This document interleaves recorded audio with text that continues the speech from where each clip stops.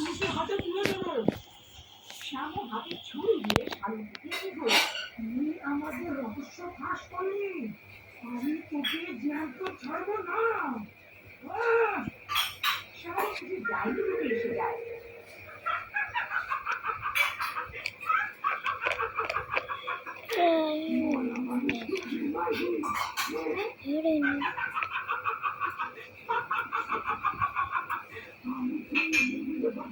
এখানে এসে গেছিলাম, তোর মতন লোকেদের ডাইনিদের আইলে একটাই সাজা। এই বলে ডাইনি শ্যামুর মাথা ছিঁড়ে দেয়, আর শ্যামুকে মারার পর ডাইনি বিল্লার দিকে এগোয়। মা, তোর দয়া হলো না এই বাচ্চাটার উপরে?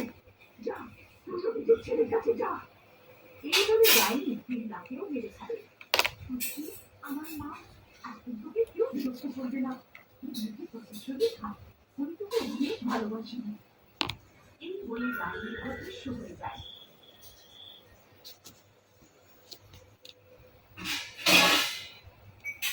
আর ভগ্নাশিসের কাছে একটা পুকুর ছিল, যেখানে একটি ডাইনির ঘর ছিল। তারপর একদিন রামু ওই পুকুরের কাছ দিয়ে বেরোচ্ছিল।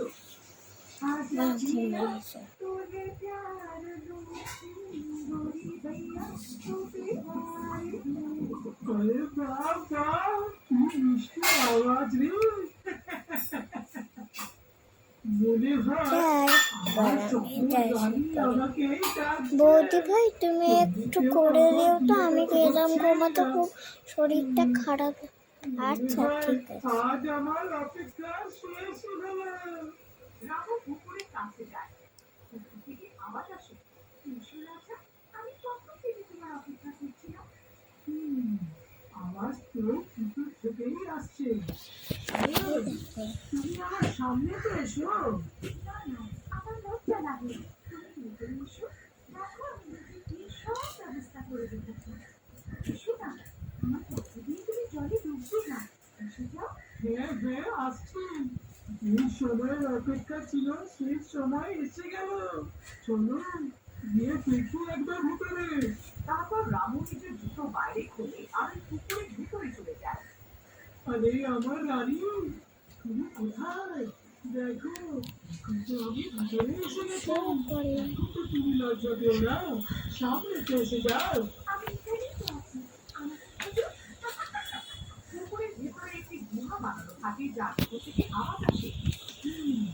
এই আওয়াজ তো গুহার ভিতর থেকেই আসছে, কিন্তু আজব জাদু এটা তো। এটা মনে হয় আমার তৈরি হবে। আমার জলে কিছু হচ্ছেই না, আর আমি তো সহজেই নিঃশ্বাস নিতে পারছি। আরে রামু গুহার কাছে যায়। দেখো, তুমি এই গুহাতে আছো না, আমি তোমাকে খুঁজে নিয়েছি। ধাপ্পা। চলো এখন বাইরে এসে যাও। সেই রামু গুহার কাছে যায়, ডাইনিও সামনে এসে যায়।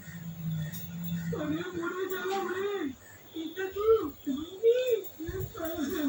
এই দেখো, আমাদের ইয়ে তখন ঘুমাচ্ছে। খাবার বানাতে হবে, আমি তো বলছি আমার মেকআপ খারাপ হয়ে যাবে। আমি তোমার সাহায্য করবো।